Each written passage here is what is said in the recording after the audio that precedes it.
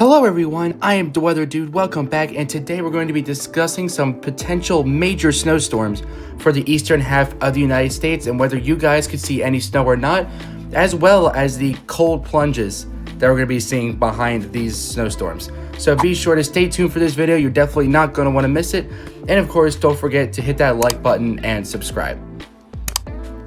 So let's get right into it here, starting off with the North Atlantic Oscillation Index. And this is basically telling us what kind of pattern we are in right now. As we know, as we've seen recently, when we have these negative dips, right? Like the one we saw at the end of September and the one at the end of November, right? When we have these dips below the zero line, and especially bigger ones in the North Atlantic Oscillation Index, we tend to see more cold plunges of air for the central and eastern half of the United States. And while we are in the positives right now, we're expected to see another plunge again towards the middle of the month, basically over the next week or so.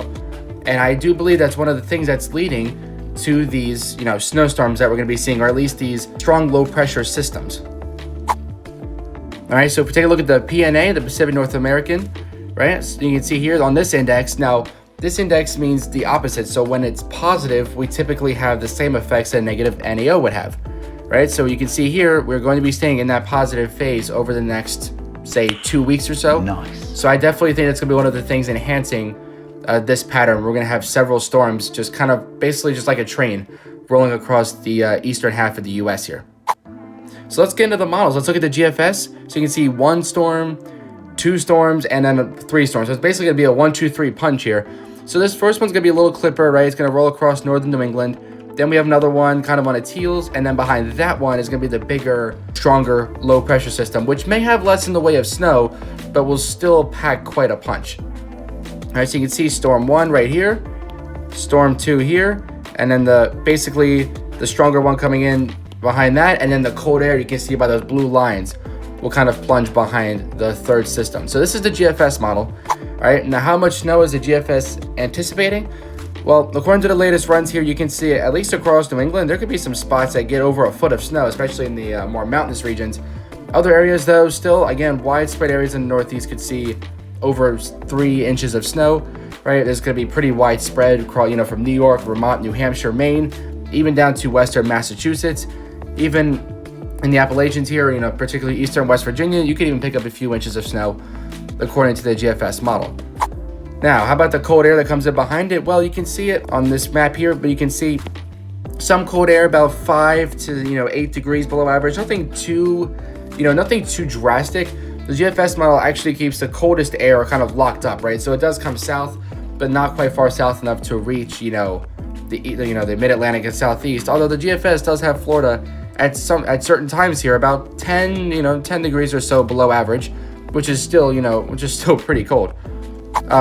So here's a Canadian model. So you can see storm system number 1 here, and then number 2 is a bit more weak, and then we have the third system coming in there. So again, it's just that 1, 2, 3 punch, right? So got a clipper system, another clipper system that will then lead to this one, and you can see the cold air coming in behind it. Now, how does this work? Well, you can see the low pressure comes across here, right? Now, when this low moves up, it's moving along the jet stream, right? So jet stream's going like this. So when that low advances, so does the jet stream. That'll advance to the east, and because it has that plunge, you can see with those blue lines, and it's kind of got like a hook echo, kind of like this. That means the cold air. It's kind of telling us that the cold air is pushing its way to the south. That's why it kind of has like those hook echoes, kind of like in severe weather, where you see those the backward C formation in some of those bands, right? That means the winds are really pushing and strong. Well, it's the same kind of thing here, right? Because you can see it's like a backward C. And that means that the cold air is really trying to push its way south behind those storm systems. So again, mostly on that third storm, that's probably going to come more midweek next week. Probably going to be more rain on the I-95 corridor, but we can see the cold air really attacking in behind it, and that could transition some areas from rain to snow on the tail end. But most areas from that storm system will probably be starting out as more rain. Now, the Canadian model, they actually have quite a bit of snow falling as well. Part of this is due to that lake effect that's been going on the past few days, or probably even longer than that at this point, right? Across, Erie, Pennsylvania, Buffalo, Watertown, the usual suspects here that get to feet of snow all the time. Basically, you can see interior from the I-95 corridor. Again, maybe Boston, maybe not so much New York, Philly, DC. You could get some flakes, at least according to the Canadian model, but it doesn't really look like it's going to be any accumulating snow, right? And anything that does, if it ever were to accumulate, will only be on grassy surfaces because the temperatures would probably be above freezing, because the cold air is going to come in behind it, but it's still not going to get cold enough for that snow to really stick. Now, again, if you're in the interior Northeast, in the Ohio Valley, for you guys as well, Ohio, Michigan, you guys could certainly see some accumulating snow because the air for you guys will be colder. Now, the Canadian model, they really have that cold air plunging its way to the south after that storm comes. Thursday, Friday, Saturday, and probably even into Sunday as well, right? We're talking, 12 to 20 degrees plus below average, right? For at least a couple days or a few days, anywhere from the upper Midwest. It's going to start out North Dakota, Minnesota, all the way down to the mid-Atlantic states, even down to Florida at certain times as well. Could even get, 10 degrees below average. So now the Canadian model, I will just come out and say that they typically forecast colder air, right? They have we'll call it a cold bias. But still, I mean, this is still pretty significant, right? It's not like the GFS was disagreeing with this. They just disagree with, the strength of the cold air. But I will just say the Canadian does have a bit of a cold air bias, but this is still something to take note of, right? Because it is going to be a pretty strong low pressure that makes its way off the coast, which means it's really going to, draw in that cold air behind it. So I'm not going to come out and say this is completely false, but I just want to point that out because sometimes the Canadian model is a little bit more cold biased. Now let's get into the European model, see what they think. So here's that first system, little clipper system. Now, and then there's the second one right there, right? It kind of swings up, and then that's going to lead to this one, all right? Now, the other two models kind of had the second and third system, right? The first one's completely detached, that's gone. The other two models had the second and third system kind of combining, this one not so much. So they have the second system leaving, and then you can see it rise up the coast. Also, one thing to take note of with the Euro is that they don't have as much cold air with this, right? So first system, we get some decent snow across New England, right? Even the second system as well, right? Maybe a little bit more of a mix.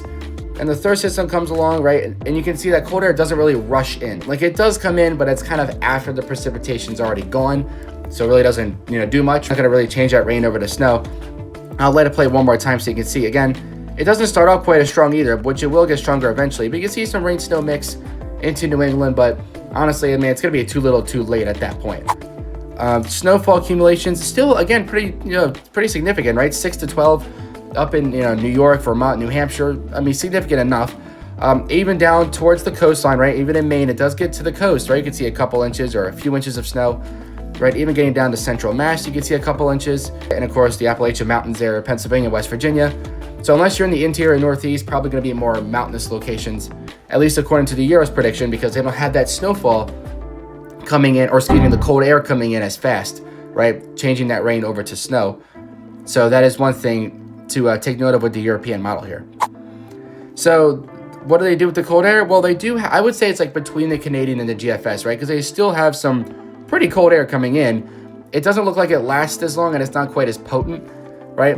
But the GFS was probably a little bit on the warmer side compared to the European model, right? But you can still see the coldest air is still contained up there in the upper Midwest and southeastern Canada, right? But again, do note the southeast will still get like a day or so of, pretty cold air. Even Florida, 12th and the 13th, right? So Thursday and Friday of next week we could be seeing some, pretty cold air. So that is it for today's video. Thank you guys so much for watching. I'm the Weather Dude signing off till next time, and I will catch you guys in the next video.